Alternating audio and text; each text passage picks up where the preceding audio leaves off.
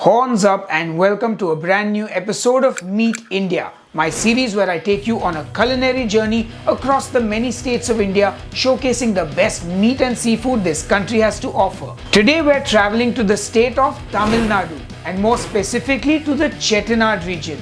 And the dish we'll be cooking up is obviously a Chettinad chicken curry.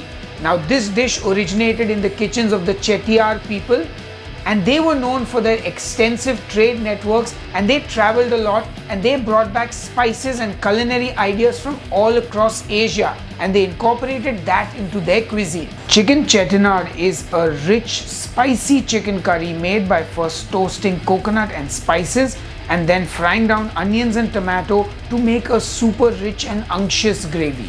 It's a flavor bomb like no other. Anyway, enough jibber jabber. Let's get cooking. This ingredient is called DagadPhool or Patthar ka Phool, which is the stone flower spice. It's an edible fungus that grows on trees and rocks, and it's kind of essential to this dish. But if you can't find it, just skip it in the recipe. We are also using the Mundu chilies for this recipe, which are grown in Tamil Nadu and Andhra Pradesh. They aren't super spicy, and if you can't find them where you live, just use any dried red chillies available, though I'd recommend the Kashmiri dried chillies. And finally, these little shallots are also going to be used in the recipe. Once again, if you can't find these, you can use an equal amount of chopped red onions. To make this recipe, I get my kadai on the stove and I heat up a tablespoon of sesame oil. To that, I add fennel seeds, cumin seeds, whole black peppercorns, a bay leaf, cloves, green cardamom, black cardamom, cinnamon stick, the dried mundu chilies, coriander seeds, a star anise, white poppy seeds, the DagadPhool, some cashews and curry leaves. And now just fry all of that. Then I add some freshly grated coconut. And now begins the process of cooking this till the coconut gets a nice golden brown color. This takes some time and patience. You don't want the heat up too high, but cook this, and once the coconut is nice and golden and toasty, turn off the heat and just let that cool down. Once it's cooled down, I add it to my blender and then I blitz it. And I'm not sure if I should have added some water, but basically my blender is so powerful, it blended it into almost like a nut butter consistency. But let's see how it turns out. As always, read the blog post on headbangerskitchen.com for updated details. Now to make the curry, I get the kadai back on the stove and I heat up some more sesame oil. I add some green cardamom, cloves, a bay leaf, star anise, black cardamom, cumin seeds, fennel seeds, the shallots and dried red chillies, and now I just saute them. I also add some more curry leaves. I want to cook this till the onions start to soften. Then I add in some chopped red onions, the regular ones, and continue to saute till these onions soften, turn translucent and slightly start to brown. Once your onions look like this, it's time to add in some chopped tomatoes. Then in goes some ginger and garlic paste, Kashmiri chili powder, coriander powder, turmeric and salt. And now just keep cooking this on a medium heat. You want the onions and the tomatoes to break down and become what we call in India a masala, or the base of the gravy. Then in goes my chicken. I season it with a bit of salt and I turn the heat up and give everything a good mix. I just want to sear and seal the chicken from the outside.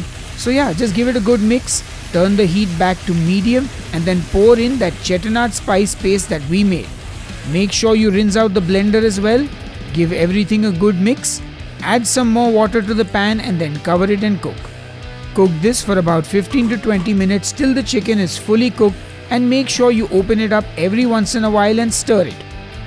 And finally, our chicken is cooked and ready. We have a nice looking gravy as well. Finish it off by adding some fresh coriander. A final good mix and our chicken chettinad or Chettinad chicken curry is done and ready.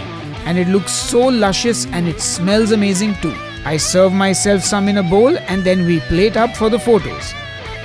That is one pretty looking dish. You can serve this with some steamed rice.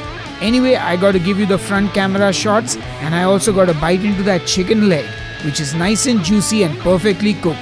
And it is a bit spicy. Oh yeah. Anyway, enough jibber jabber, time to taste. Alright folks, it's time to taste the chicken chettinad, and guess who's back in the kitchen? It's my dad, Mickey Makhija.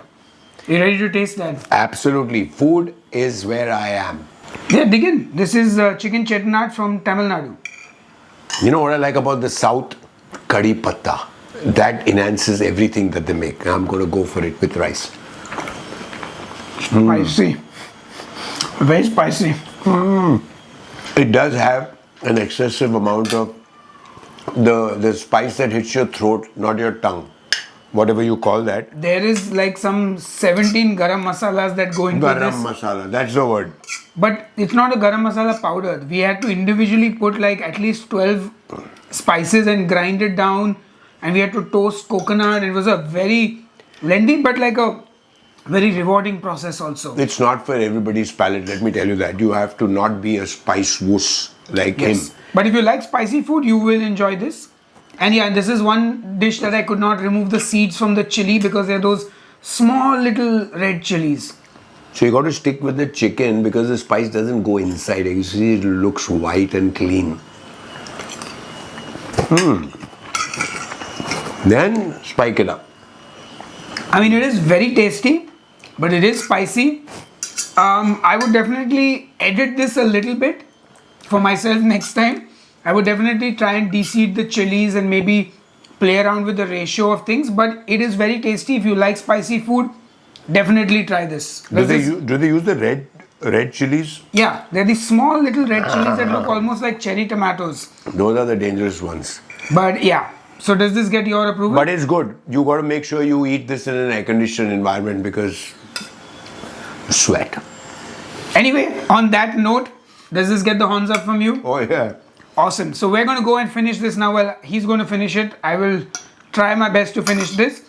But I will see you on the next episode of Headbanger's Kitchen. Until then, cheers and keep cooking. If you live in Tamil Nadu, please let me know if there are any exciting beef and pork dishes from that state. I'm very curious to know more about the meat eating from your state. So please do let me know. And a big thank you to everyone who supports me on Patreon and on the YouTube channel memberships. You are all awesome.